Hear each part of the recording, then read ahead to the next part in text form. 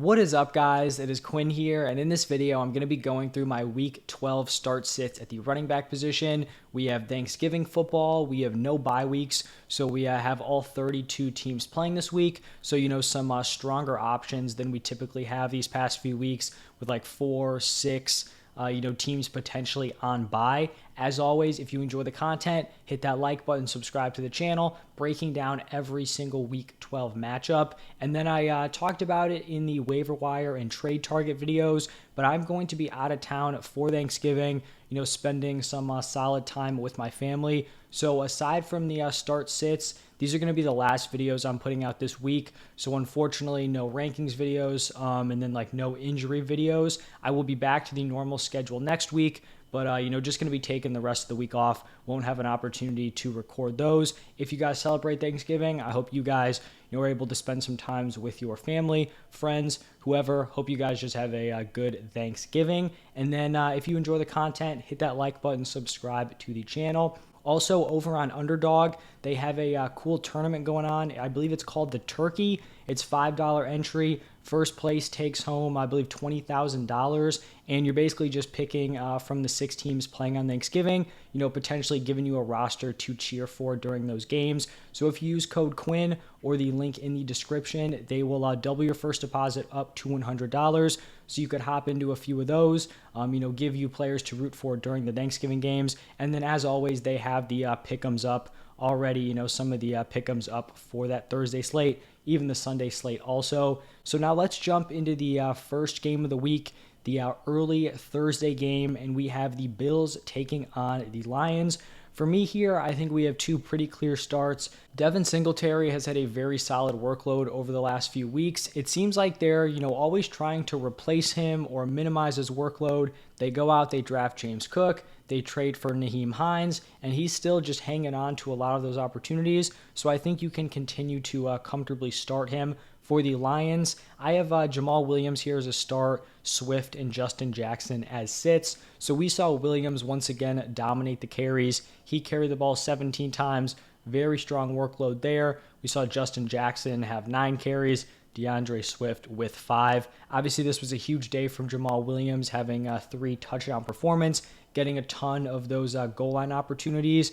And the concerning trend continues here with DeAndre Swift. He was outsnapped by Justin Jackson 25-21. We did see Swift get into the end zone, which I guess kind of saves his fantasy day, but you just can't be starting him with his current 5 carry, 3 target workload. It's just not going to be happening. And it's not even like he's being used as this, great receiving option who has receiving upside. We saw Justin Jackson and DeAndre Swift both run the same number of routes with 9. And then Jamal Williams was just right behind them at 7. So really just an unstartable workload for Swift. And, we're hearing stuff. Maybe he's healthy. Maybe he's still injured. The problem is until Swift logs a reasonable game with a solid workload, he will not even be close to starting my lineup moving forward. Obviously, unless, you're in desperation mode and he just needs to be started. But if you have other options, I'm not super interested in Swift at this point. Then in the second Thursday game, we have the Giants taking on the Cowboys. We have Saquon coming off of a down game on Sunday. Not going to be super bothered by it. I'm going to continue to fire him up as a high-end running back 1. For the Cowboys, I have both Tony Pollard and Ezekiel Elliott listed as starts. Both these dudes coming off of big games. Tony Pollard really unlocking his receiving upside, which I think is great moving forward. Zeke's always going to have the goal line opportunities there. He's going to have touchdown upside with a solid weekly workload on the ground. So I think both of these guys are comfortable starts moving forward, but I would definitely prefer Tony Pollard in my lineup if I had a choice there. And then the Thursday night game, final game of Thanksgiving, we have the Patriots taking on the Vikings. For the Patriots, I have Ramondre Stevenson here as a start, and then Damian Harris as a sit. And I do kind of just want to look at the backfield usage for this Patriots offense. We saw Ramondre just dominate the usage there. He had a 78% snap share, 76% route participation, which is great at the running back spot. He outcarried Damian Harris 15-8. He was incredibly inefficient with those 15 carries, and Harris did look good in his opportunities on the ground, but still a great sign moving forward, especially if they, really value him as a pass catcher. Even if they think Harris is the slightly better runner, Just having that ability to have him run routes will help him moving forward. He was targeted 6 times, caught all 6 of those for 56 yards. We also saw Ramondre take every single third down snap, every single short yardage snap, and every single 2-minute drill snap. So very encouraging for Ramondre moving forward. And I do think he will be a running back 1 moving forward, even with Damian Harris healthy. Now for the Vikings, going to be firing up Dalvin Cook as a very strong start, and then sitting his handcuff Alexander Mattison. Now moving over to Sunday, we have the Broncos taking on the Panthers. And, with some recent events going on here, Latavius Murray is looking like a startable option moving forward. The Broncos came out, released Melvin Gordon. Melvin Gordon and the Broncos relationship, just seemed pretty rocky basically throughout the entire season. He's had his fumbling issues. They bench him, then they make him the starter again. He's in a committee here with Latavius Murray, but he will no longer be playing for the Broncos. And it's interesting here because we saw Latavius Murray have a pretty solid performance on Sunday, and he was basically in a 50-50 split. He saw 32 snaps, Gordon saw 29, Chase Edmonds in there with only 3. We saw Latavius Murray lead the team with 17 carries, but I feel like we're in a position here where even though it's probably going to be a gross backfield to watch and kind of monitor, I think there's a decent opportunity here that Latavius Murray could be sitting around a 70% opportunity share of this backfield, which is going to be startable for fantasy football, even if it is on a bad offense. So starting Latavius Murray, sitting Chase Edmonds. Now for the Panthers, I have Deonta Foreman listed as a fringe start, Chuba Hubbard as a sit. In a pretty gross game with the Ravens, this turned into a pretty ugly 3-man split here for the Panthers. We saw Chuba Hubbard out on the field for 23 snaps, Deonta Foreman at 22, and then Blackshear took 11 snaps. We saw Foreman lead this backfield with 11 carries, but another just gross aspect of this, all 3 running backs ran 11 routes, so it's not even like we have one running back getting a ton of the receiving work, just straight up split between those 3 options. Foreman's a weird option for fantasy because he has shown to have a decently high weekly ceiling, but his floor is just very, very low if the Panthers aren't able to kind of stay ahead of schedule and establish the run, because if the run game isn't working, Foreman's just going to be giving you nothing. So I think he's a fringe option here. Broncos don't have, some sort of insane defense against the run. Definitely not super confident because he could rush for 100 yards and a touchdown, and he could also rush for 15 yards and give you like a 1.5 in your lineup. So a fringe option this week, sitting Chuba, who just hasn't had the workload, even though he is cutting into Deonta Foreman's opportunities or, just snaps on the field.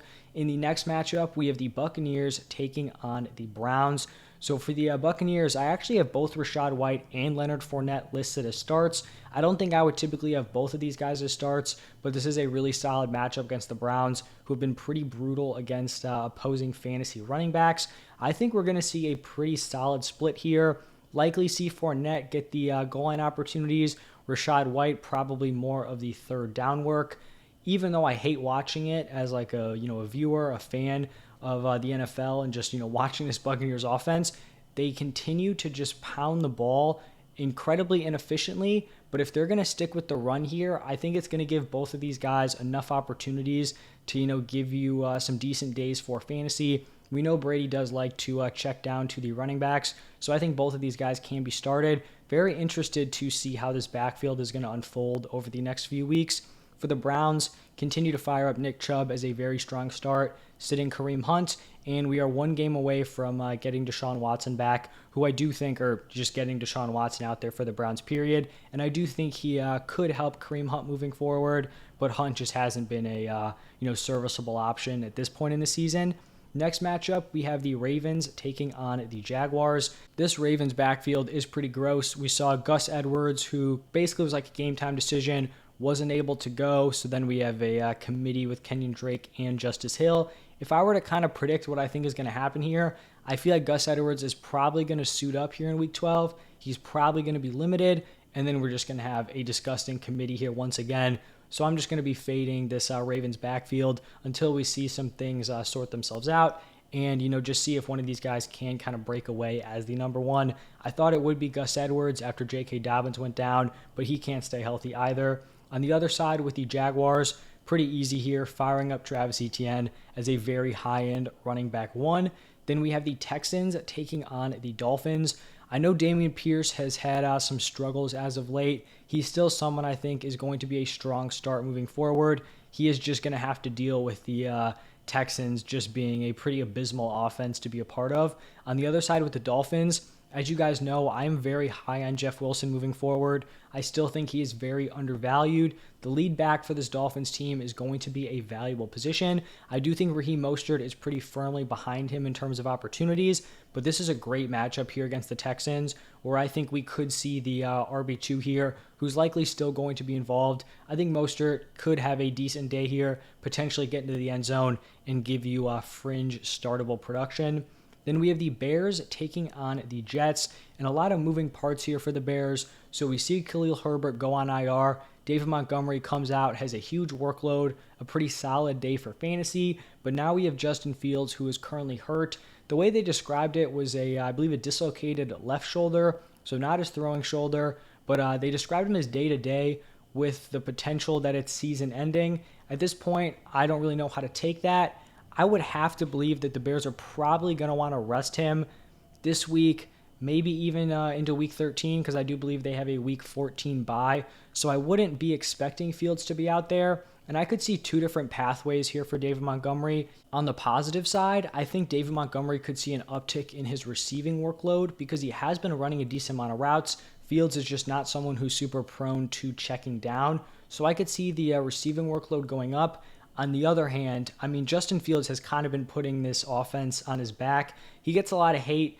Don't really know the reason for it. Obviously, he has made some, not great plays, but the dude is carrying an offense with a bad offensive line and just abysmal weapons. So if now you're going to be bringing in a backup quarterback who doesn't have that rushing ability, like the offense could just look absolutely horrible, which obviously wouldn't be great for David Montgomery. So, maybe a positive and a negative in there. Overall, I think it's probably a net negative moving forward, but I guess we'll have to wait and see here against the Jets. Now, for the Jets, this is a backfield that I want to be avoiding here. I actually have all three of these guys as sits, and coming into this week, I don't believe I had them listed as starts or fringe options, but I was basically expecting a 50-50 backfield. That's what we saw before the bye between Michael Carter and James Robinson. Now we see what happened in week 11, and it was just not a good look for James Robinson. Like I said, trending towards 50-50. Robinson ended up being outsnapped by both Michael Carter and Ty Johnson. Ty Johnson was barely in the mix in week 11, week 10. I think they had the bye in week 11. But it also is not a great look for Carter either, because this was still a full-on committee, and we saw Ty Johnson take every single third down snap. So even in a pretty decent matchup here against the Bears, this is just not a backfield I want to rely on.